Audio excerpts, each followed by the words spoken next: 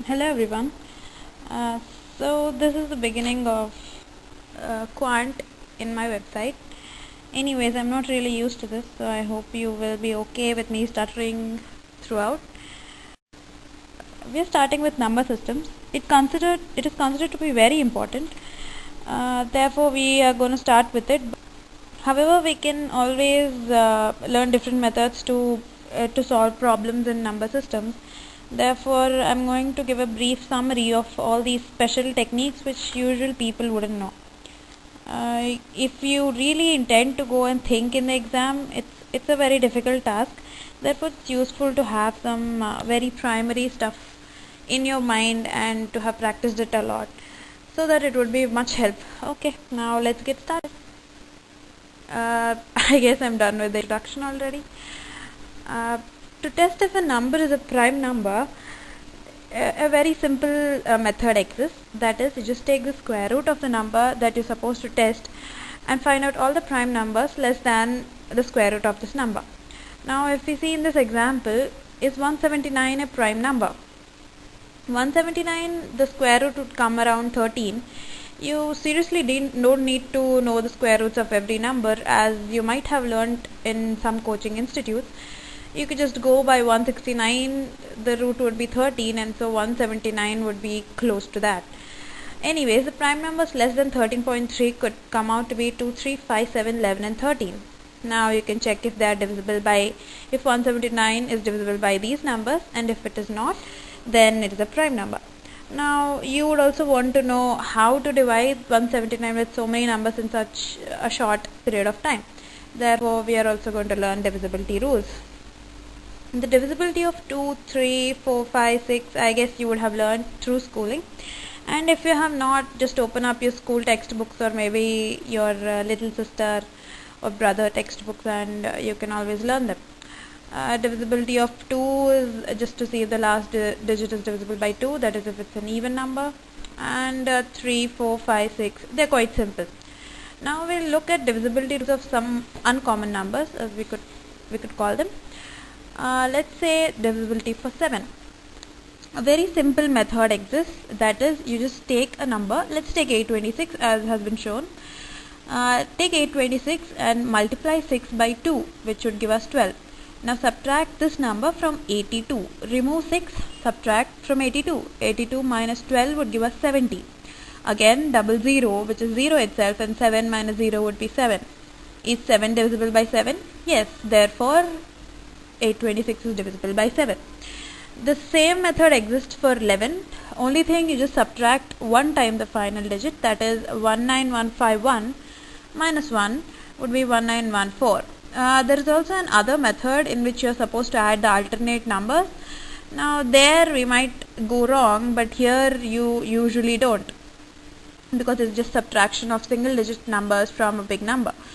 As you see, the same technique applies for 11. Now again for 13, you add 4 times the final digit. Like in 50,661, you add 4 to 55,066. For 17, you subtract 5 times the last digit. The last digit in 3978 would be 8, and 5 times 8 would be 40. So out of 397, you subtract 40 and you get 357, and so on. Similarly for 19, instead of subtracting, we add 2 times the last digit. We have summarized this in the form of a table. So if you can see, divisibility by 7 would be to subtract 2 times the last digit. Divisibility by 11 would be to subtract 1 time the last digit. Divisibility by 13 would be to add 4 times the last digit. Divisibility by 17 would be to subtract 5 times the last digit. Divisibility by 19 would be to add 2 times the last digit. This table, if you can remember, it would be quite useful when you're finding out if a number is prime or not. You have such divisibility tests for numbers greater than 19 also, but I don't think you would need such huge numbers, and it would get confusing anyways at the end. Now this is a very important point, that is to find out the last digit of a number and also the last 2 digits of a number. For finding out the units digit of a number, it's quite simple. Let us take the example shown, units digit of 7 power 1999. You take 1999, that is the exponent, and divide it by 4. Now the remainder you get after dividing it by 4 would be 3. Now you take the units digit of the base, that is 7, power the remainder, which is 3. Now you get 7 power 3 equal to 343, and the units digit of this answer, that is 3, would be the units digit of the number. If you get a remainder 0, then it would be the base, that is 7, units digit of the base, power 4.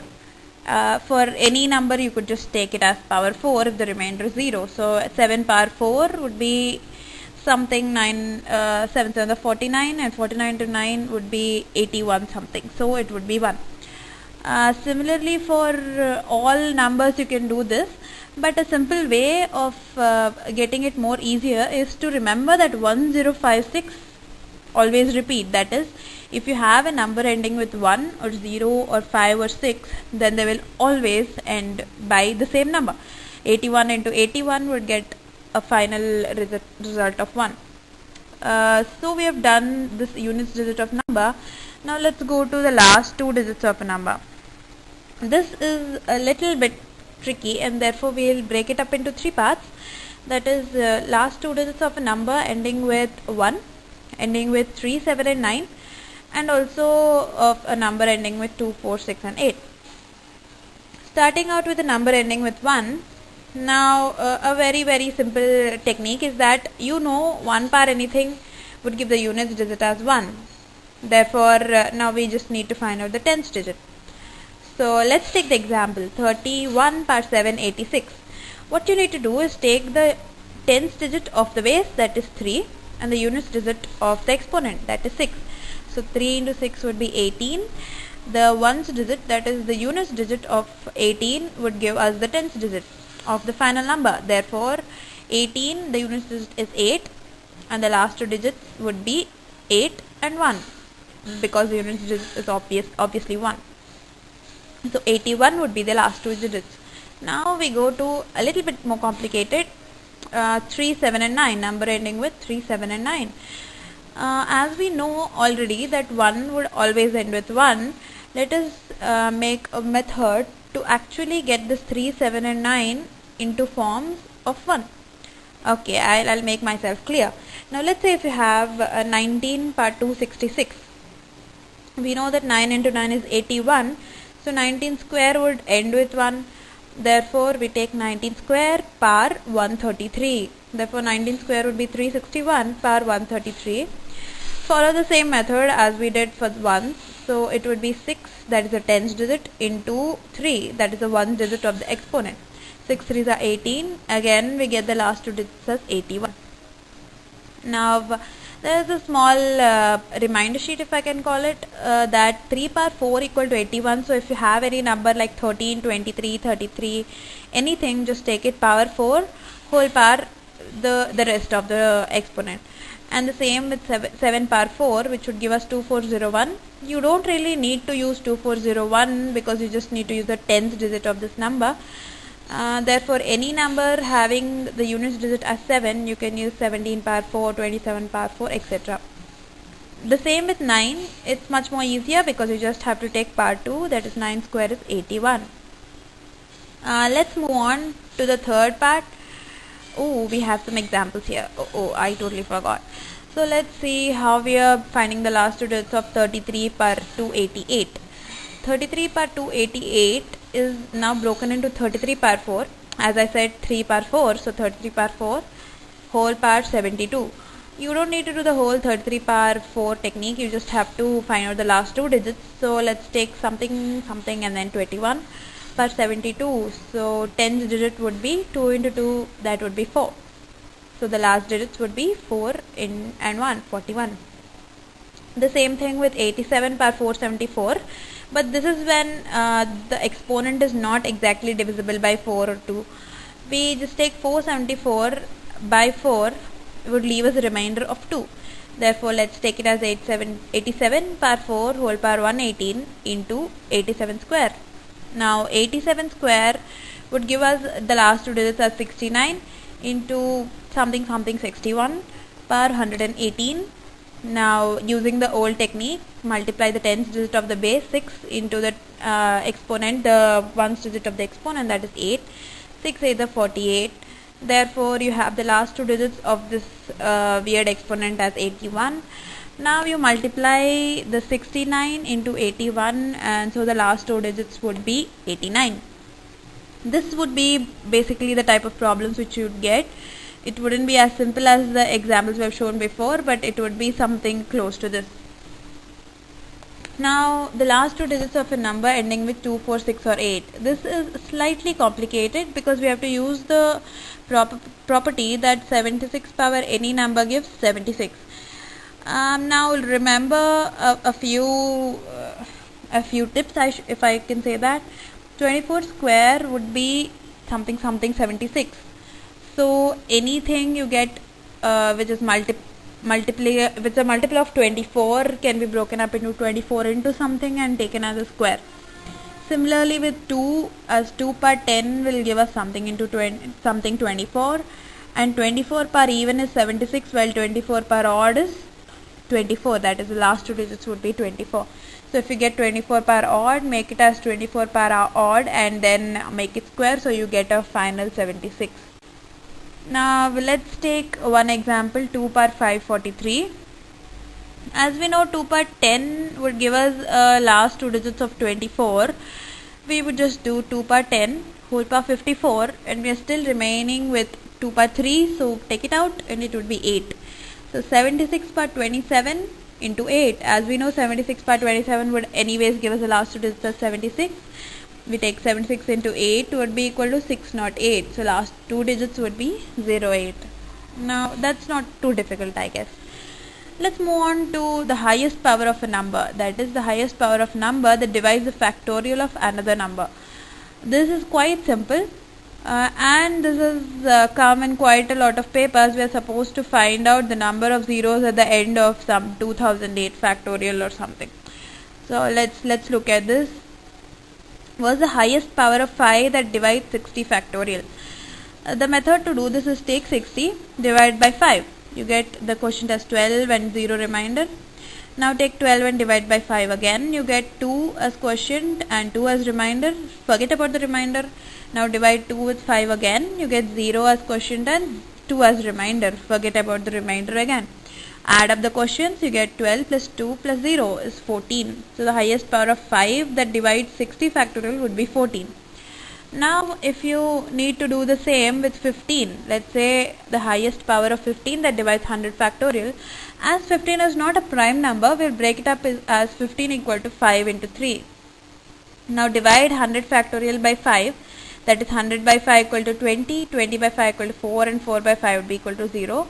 So 5 would go 24 times in 100 factorial, while 3 would go 48 times in 100 factorial. Now then 15 would go only 24 times in 100 factorial. The same method can be applied to find the number of zeros in any number.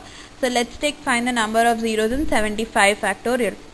This means the highest power of 10 which can divide 75 factorial. Now 10 could be taken as 5 into 2. As you know, there will be more number of 2's than 5's. We can just eliminate the 2 and find out how many 5's are there in 75 factorial. Now 75 by 5 would be equal to 15. 15 by 5 would be equal to 3. 3 by 5 would be 0. Therefore 15 plus 3 would be 18. So there would be 18 zeros at the end of 75 factorial. That's quite simple.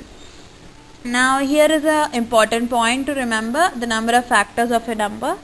Now if you take any number n equal to and write it as a product of prime factors, that is, let's say 2 power 3, 3 power 7 and 5 power 6 or something like that, then you will have to just add up the powers of each with 1.